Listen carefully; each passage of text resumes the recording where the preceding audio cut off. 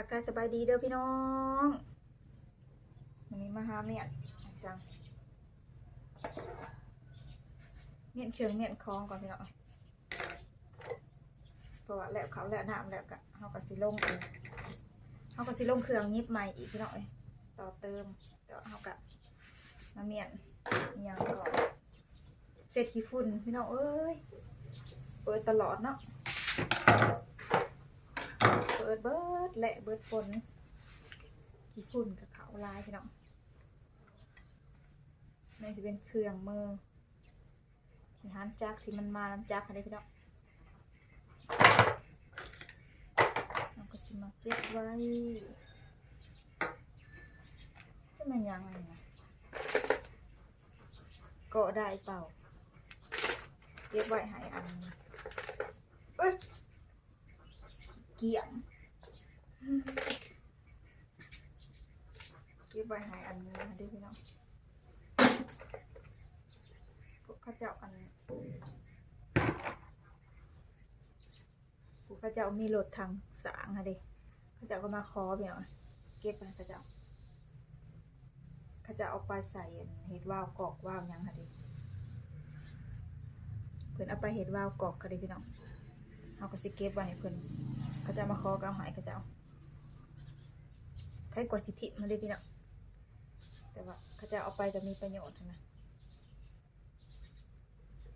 โบเดี๋ยวเราสิเอาไปยิบใส่เสื้อกันเลยพี่น้อง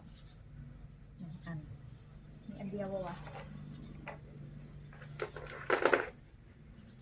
ก็ได้เปล่าว่างลายๆเลยพี่น้องเก็บไว้นี่เอาให้เขาจะมาขอทิ้งไว้บางคนเขาจะกระจุกติดเลยแต่ว่าน้องไม้สิบสิพี่น้องเอาไว้ให้เขาจะ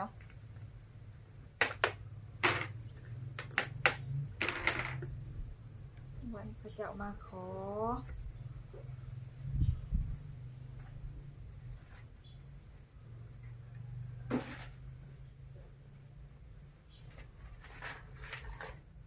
เป็นยังเมนใหญ่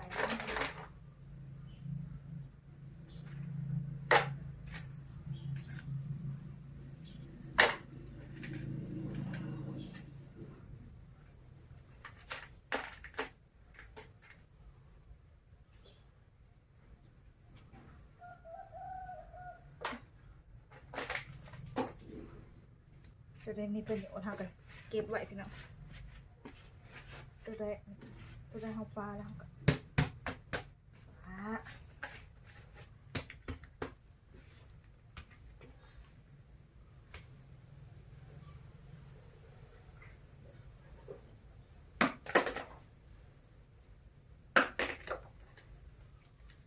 ได้ก็ได้เสร็จเนาะฝุ่นลาย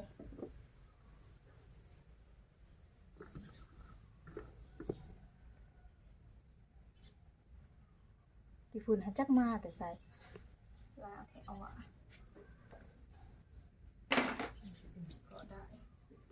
ก็ได้ก็ยังมีขี้ฝุ่นพี่น้องฝุ่นจับขี้ฝุ่นจับลายเอาสิมาปัดเอาสิมาเสร็จ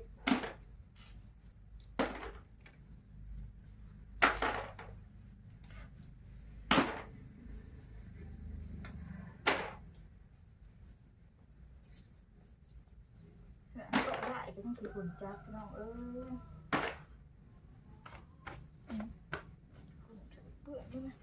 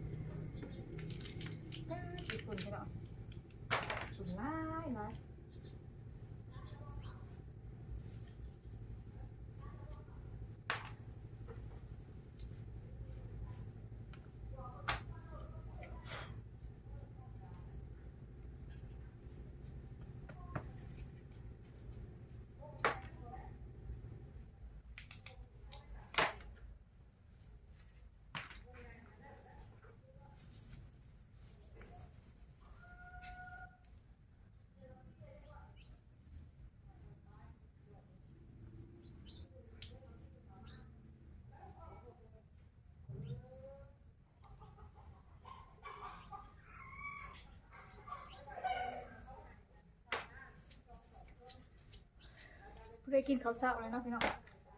ทำไมเนี่ยยังบ่กินหนักมันยังบ่ได้อ่ะพี่น้องเลยอู้กระลุกจุดน้ำมันนี่แหละ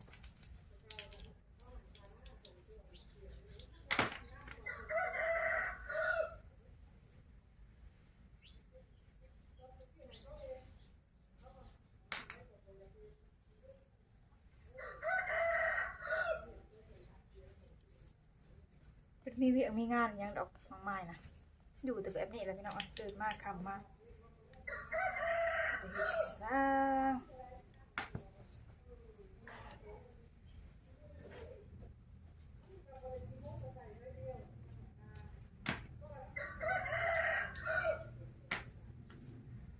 คนผมมีเวียงเนาะอยู่ก็อย่างสิแหละพี่น้อง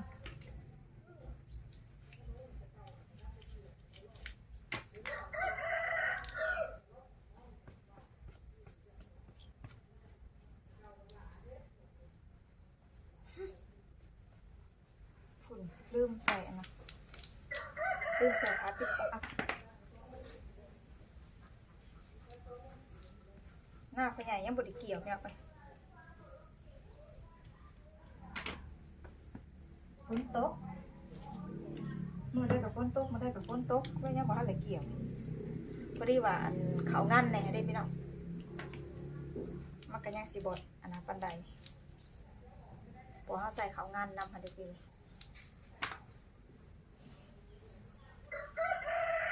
หวาน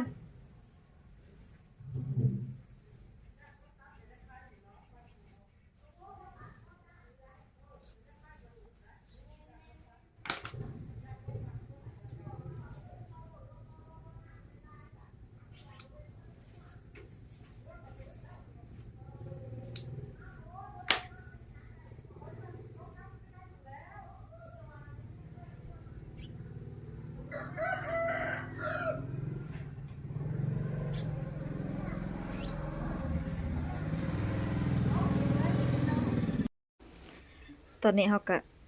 ทำความสะอาดได้เรียบร้อยจ้ะพี่น้องเขาก็เสร็จขี้ฝุ่นกันเลยคือว่าขี้ฝุ่นจับลายพี่น้องเปิดใส่เปิดยิบอยู่เบิดแรงกับบ่ได้เสร็จบ่ได้ปาดบ่ได้ถูพี่น้อง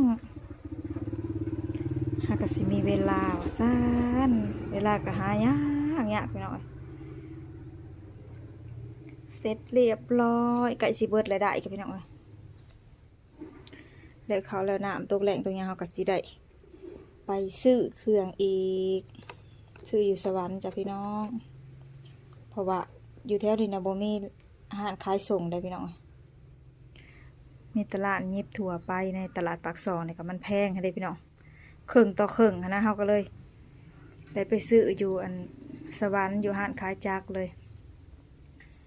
เพราะว่าอีหยังกับน้องไม้ซื้ออยู่สวรรค์เบิดนะพี่น้องเป็นเครื่องจักรเป็นผ้าเป็นแพรเป็นอุปกรณ์ต่างๆนะอยู่สวรรค์เบิดพี่น้อง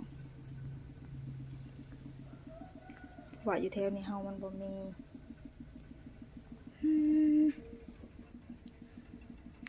จักหน่วยนี่หลายปีแล้วได้พี่น้องมาเย็บมันอีนั้นหลายปีแล้วได้แต่ปีเท่าไรวะแต่ปี2000เท่าไร2013นี่สิเป็นจักรจีนจ้ะพี่น้องจากอุตสาหกรรมธรรมดาโอ้ยมีแต่ลิงแต่ลายน้องพรเพิ่นอันมาติดใส่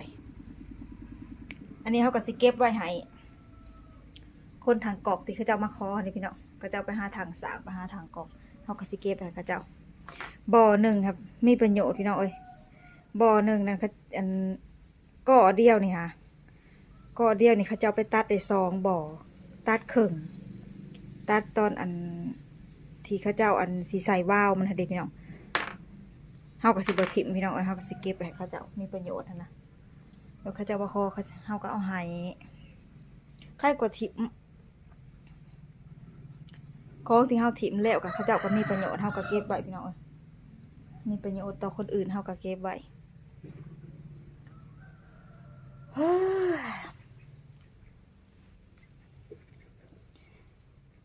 จักหน่อยนี่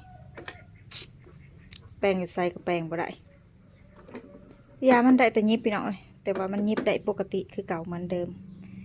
ยิบจังได้งามเด้แต่ว่าแสกมันบ่ได้ซื่อๆป๊าดเผื่อสิแล้วพี่น้องเอ้ยจนว่าหัวผูเบิดเลยจนว่าหัวหยิงหัวหยอง แล้วเวียกแล้วก็สิเมื่อหาอาบน้ำบัดนี้พี่น้องมาลุยงานต่อเลยมื้อหาอาบน้ำกินข้าวเช้าก่อนบัดนี้นะยังบ่ทันได้กินข้าวเช้าเด้อพี่น้องตอนนี้เฮาก็ปัดกวาดแล้วเรียบร้อยเฮาก็เสร็จถูแล้วเรียบร้อยโอเคจ้ะพี่น้องมาฮอดนี้กะน้องไม้ขอจบคลิปเพียงซ้ำนี้ก็แล้วกันเด้อว่าอีพ่ออีแม่อ้ายน้องๆกดไลค์กดแชร์กดติดตามช่องน้องไม้ออฟฟิเชียลสบายดีเด้อสบายดีจ้า